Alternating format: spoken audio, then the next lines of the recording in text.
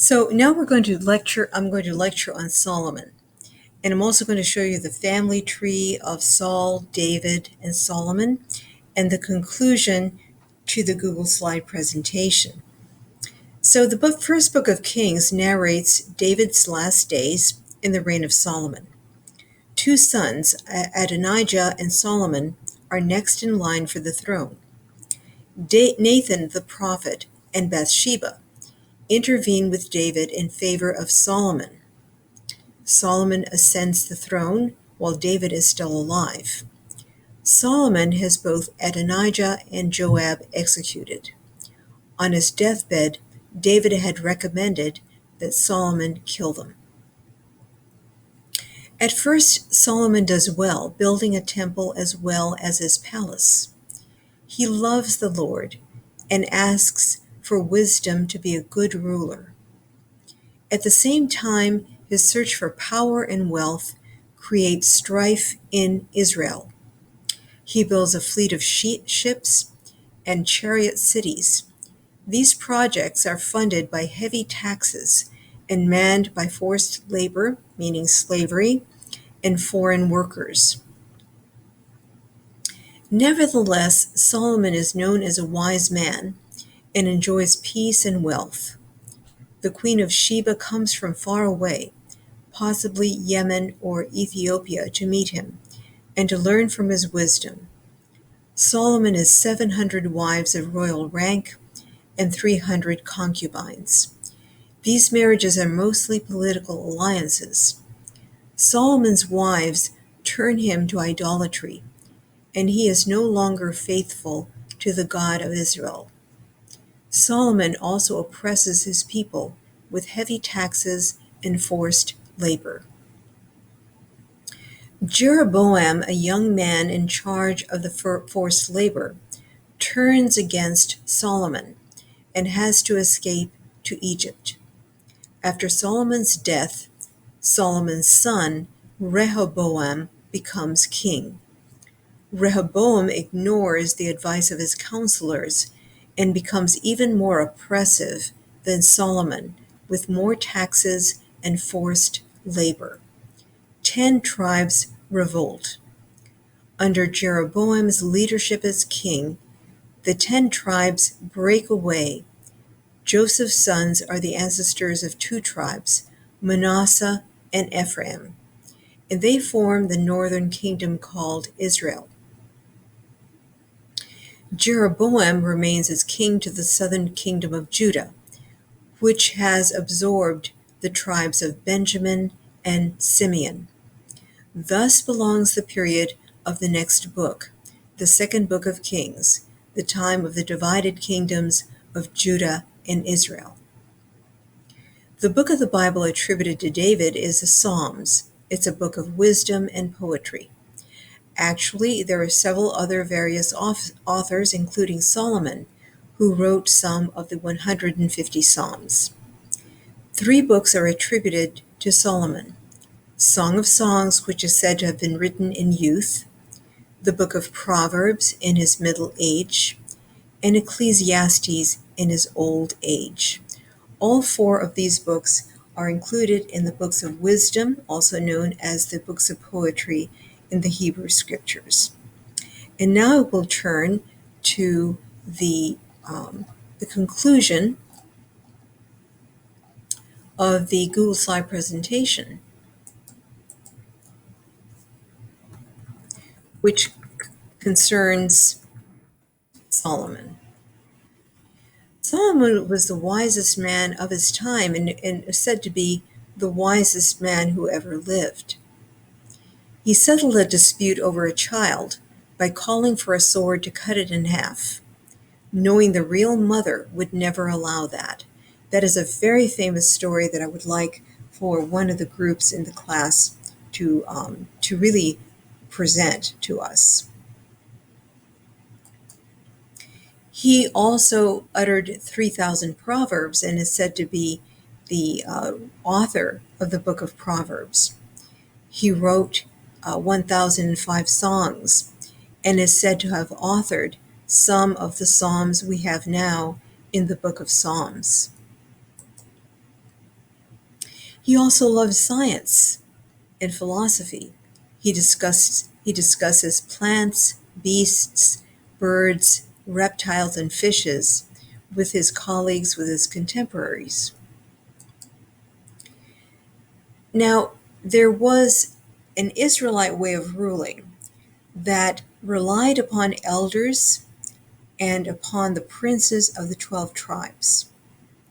But Solomon does not use that form of leadership. He forms an elite group of administrators, possibly because of his Jebusite heritage on his mother's side. He introduces forced labor and taxation to provide supplies for the palace and government officials. And remember, he had 1,000 wives and children by all these wives. So that's a lot of people to maintain.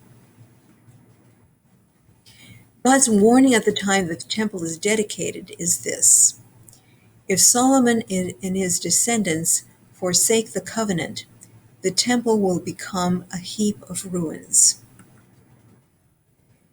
The burden inherited by Israel after the death of Solomon in 922, Solomon's son Rehoboam becomes king of the two southern tribes, Judah and Benjamin. His kingdom is called Judah. The tribe of Simeon had previously been absorbed into the tribe of Judah.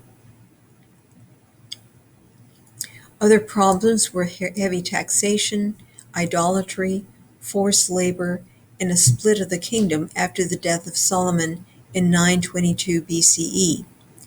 The 10 northern tribes form a northern nation of Israel with Jeroboam as king. And that is the end of that presentation. So I'm going to move to the family trees of Saul, David, and Benjamin. So Saul is of the tribe of Benjamin. He has at least 3 older sons. The oldest is Jonathan, and a friend of David. Michal is the younger of 2 daughters that are mentioned. She marries David, and at first she's greatly in love with David. Then after David escapes Saul, who is persecuting him, Saul apparently has the power to instigate divorce and marries her off to another man, Paltiel.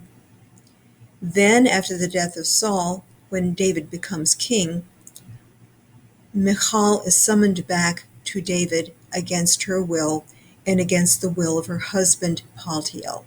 So she is married twice to David.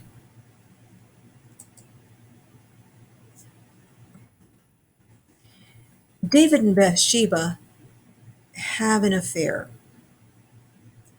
and he has her husband Uriah killed in battle after he discovers that she is pregnant with his child. They are married.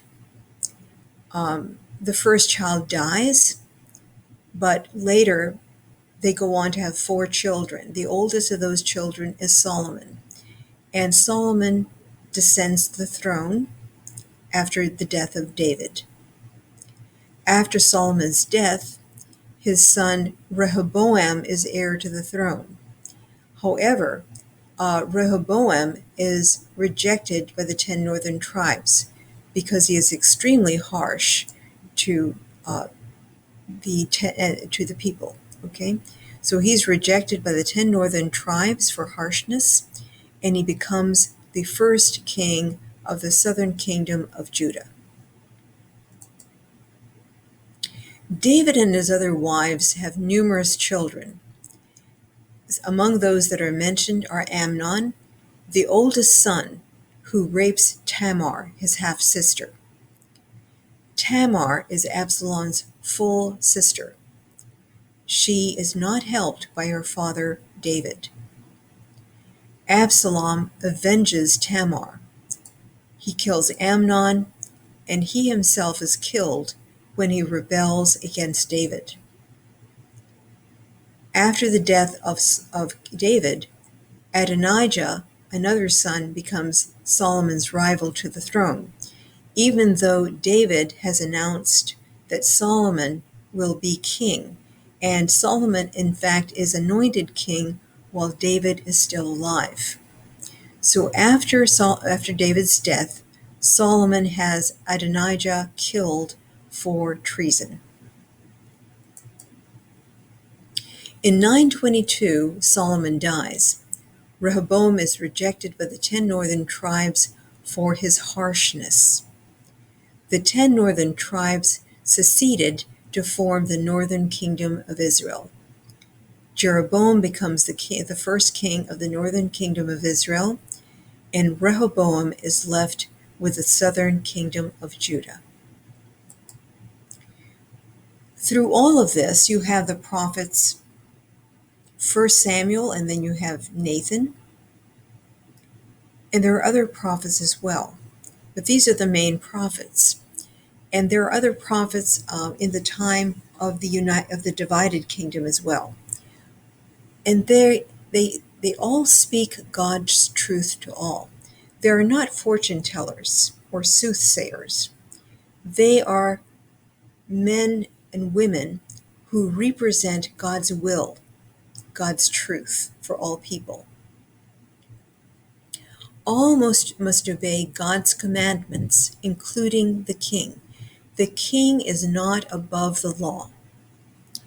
Samuel confronts Saul's disobedience to God. He anoints Saul and then David as king. Nathan confronts David's adultery with Bathsheba and the killing of Uriah, her husband. Nathan secures the throne for Solomon. God is creator and ruler of the universe. Love of God and love of neighbor are the heart of God, of the law of God.